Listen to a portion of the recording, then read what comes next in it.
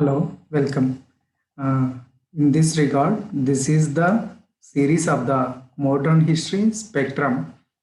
In this, today we will discuss and analyze the chapter 5, that is the expansion and consolidation of the British power in India. That means how the British power got established and fully consolidated in India by maintaining the local power strength and thereby increasing the British strength and establishing so much factories and their commercial interest has been raised. Apart from this, they also got violated many local kingdoms. In this way, they regarded as a supreme and superficial power. The British has been raised in this.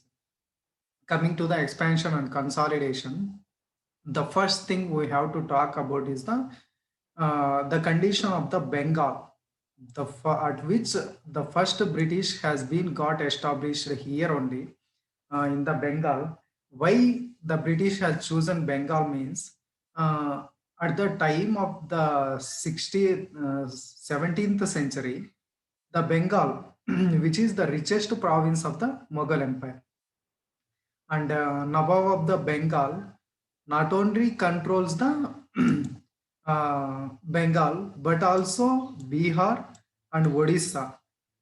These three reasons the Nawab of the Bengal enjoys the power. Apart from this, the exports from the Bengal to Europe include saltpeter, rice, indigo, pepper, sugar, silk, cotton textiles. And apart from this, handicrafts, all these exports to the Britain account for 60% of the Asian goods, uh, Asian exports. Such a huge export base has been established here in the Bengal. In such a way, in 1630s, the regular contacts with the Bengal has been established. Various factories at Balasur, Hubli, Kasim Bazar, Patna, and the Dhaka. Dhaka means today capital of the Bangladesh. That is the Dhaka. And in 1690s, East India Company laid the foundation for the Calcutta for its commercial settlements. Uh, we already discussed it about how Calcutta has been formed by the combination of Balasur, Qasim Bazar, and other surrounding areas. Calcutta has been formed, and for this commercial trading, the British has been paying 350 pounds per annum to the Mughal emperor, which is nearly 30,000 rupees.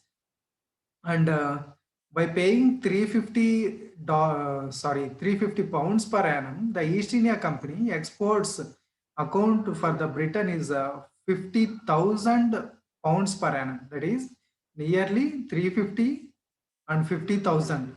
This is the difference. See the comedy of this background situation of the trade enjoyed by the British East India Company. This is somewhat about the introduction of the Bengal. And coming to the state of the Bengal, that means the position of the Bengal in such a situation. In 1700, Murshid Quli Khan become the Diwan of the Bengal, and after him, Shajuddin, he is the son-in-law of the Murshid Quli Khan, has been succeeded as the Diwan of the Bengal. After Shajuddin comes the Sarfaraj Khan, who is the actual son of the Murshid Quli Khan. He is the son of the Murshid Quli Khan. After Sarfaraj Khan has been crowned, he is a somewhat incapable ruler. In such a situation, the man called Alivardi Khan get killed the Sarfaraz Khan, and he became the Diwan of the Bengal, and he also opposed the Mughal rule and try to do not paying any taxes to the Mughal emperor. These all about somewhat introduction of the Bengal. Now let's see causes of the Bengal, its progress. Coming to the progress of the Bengal, rest of the India has been having major interstate border dispute. For example, Marathas in a manner of expansionism and Jat revolution opposing the Mughal rulers, and external invention has been seen by some Persian rulers, including Nadir Shah and Ahmad Shah Abdali. In such a situation, Bengal is more stable and more isolated from all these things. That's why a lot of migration of the people has been takes place into the Bengal. This leads to the population of the Bengal rising from 1 lakh to the 15,000 to the 1 lakh in just 50 years of time span. Coming to the, this is somewhat clumsy became Alivardi Khan and the Bengal. In 1741, Alivardi Khan has become the deputy governor of the Bengal. After becoming the deputy governor, he killed the Nawab of the Bengal, Sarfaraj Khan, and in a battle, and he certified himself as a Subedar of Bengal by paying huge sum of money to the Mughal emperor. And British invention, British tried to fortify the Calcutta as Fort William by supposing the Maratha invention, thereby protecting the Bengal. This is the plan of the British. Mm, But here the Alivardi Khan, by seeing the Carnatic situation where all native rulers have been overthrown by the Europeans. In such a situation, he tried to expel all the Europeans out of the Bengal, but he died in 1756. That's why he was succeeded by his younger son, known as Siraj Dowla. Now see the Siraj Dowla and challenges. At the age of 20, after the death of his father, he inherited the throne.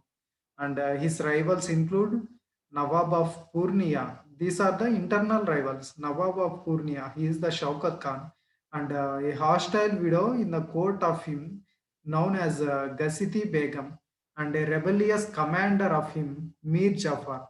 These are the some of the major threats.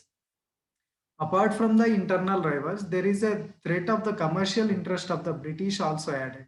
In such a situation, he defeated the Nawab of the Purnia, Shaukat Khan, and he dismissed the Mir Jafar from the post of the commander and appointed Mir Madan as the new commander. And overall affairs of the kingdom has been overlooked by the newly appointed Kashmiri officer named as Mohanlal.